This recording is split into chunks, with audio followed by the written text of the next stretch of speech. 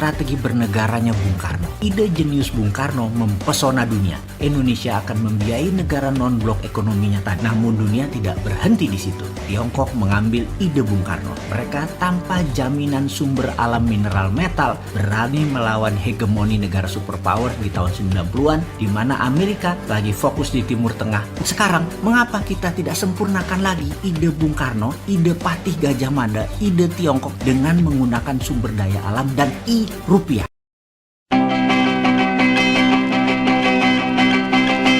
Siapa yang tak bangga, siapa yang tak suka pada pemimpin kita pembela negara. Bung Karno Jaya, Bung Karno Jaya, Bung Karno Jaya Sentosa.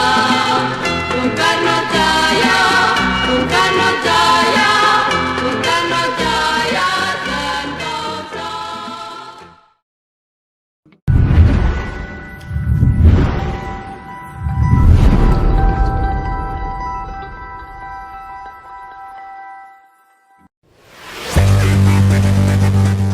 Ada sebuah rahasia bernegara yang juga merupakan pelajaran di akademi dulu, yaitu bagaimana strategi bernegaranya Bapak Negara Indonesia, yaitu Bung Karno. Tentunya sebagai putra Indonesia, kalau di akademi dulu ada cerita sejarah yang membawa nama Indonesia, bangganya bukan main. Maklum, itu di negara seberang soalnya. Dalam hal keilmuan di akademi dulu, sekedar menginformasikan urusan Rothschild, ada lebih dari 10 jam pelajaran di kelas menjelaskannya. Misalnya, bagaimana mereka temurun mengendalikan kawin antar sepupu demi menjaga kemurnian turunan mereka dan menjaga harta mereka dalam sistem distribusi keuangan dan kendali sumber daya alam dunia. Jadi, ketika pelajaran bernegara dari banyak negara diajarkan, selain dari sisi who control the world dan how the world work, sampailah ke strategi bernegara Bung Karno. Dan ini keren sekali. Ceritanya kita sederhanakan.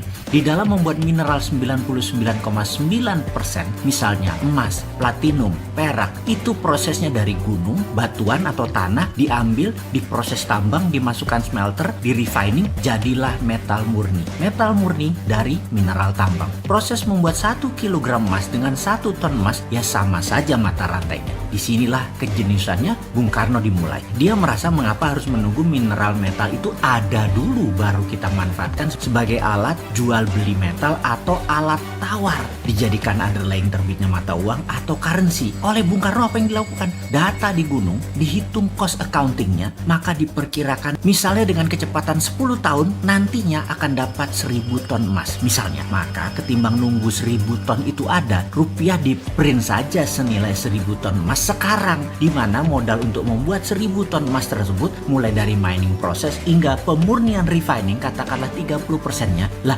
gunungnya gunung sendiri ngapain dibayar? Karena itu harganya cuma 30%. Yang dibayar hanya proses tambang hingga pemurnian saja, karena itu dapatnya cuma 30%.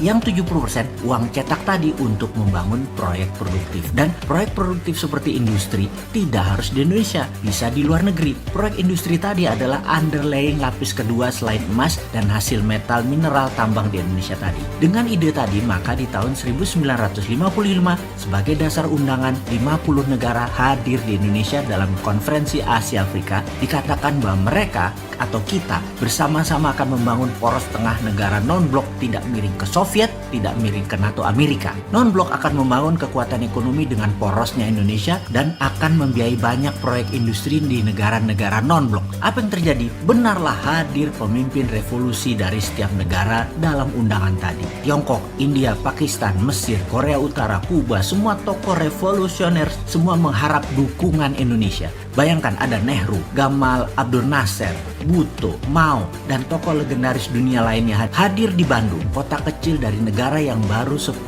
tahun merdeka. Saat itu, ide jenius Bung Karno mempesona dunia. Indonesia akan membiayai negara non-blok ekonominya tadi. Ternyata, Bung Karno hanya pemikir tunggal atau pemikir sendirian. Di dalam negeri, dirongrong kelompok-kelompok yang ingin berkuasa seperti kaum nasionalis, kaum sosialis, komunis, terus berada di sekeliling sekeliling Bung Karno untuk dapat mempengaruhi kebijakan politik Bung Karno. Kaum Nasakom itu dirangkul oleh Bung Karno. Inilah yang membuat gonjang-ganjing politik nasional kala itu. Di dunia, kekuatan diplomasi dan manuver rupiah sebagai kekuatan ekonomi belum digarap sempurna. Geoekonomi belum tergarap cantik. Jadinya, beliau selesai dengan kudeta cantik di tahun 1966 yang selanjutnya sahabat tahu ceritanya. Pelajaran sejarah di akademi berhenti di cerita tersebut. Namun dunia tidak berhenti di situ. Tiongkok mengambil ide Bung Karno. Mereka tanpa jaminan sumber alam mineral metal berani melawan hegemoni negara superpower di tahun 90-an di mana Amerika lagi fokus di Timur Tengah untuk mengambil energi minyak dan gas. Tiongkok printing renminbi berdasarkan industri dalam negeri. Dalam 20 tahun underlying mereka kuat dan mulailah ekspansi ke luar negeri meminjamkan renminbi cetakan yang banyak ke negara luar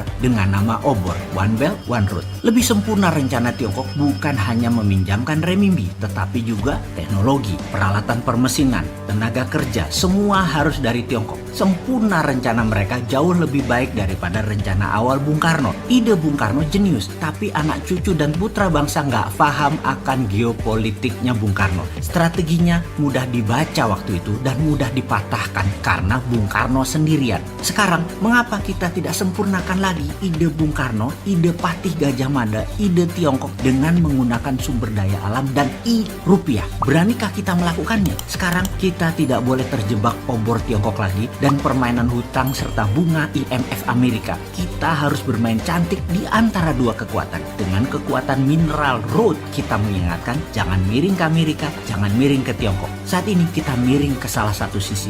Kita tidak netral lagi. Kita bisa dilihat menyalahi amanah undang-undang sebagai negara netral, negara bebas aktif. Dan informasi ini hanya mengingatkan, gunakan lebih dari satu hati di dalam mengelola negara. Hati-hati.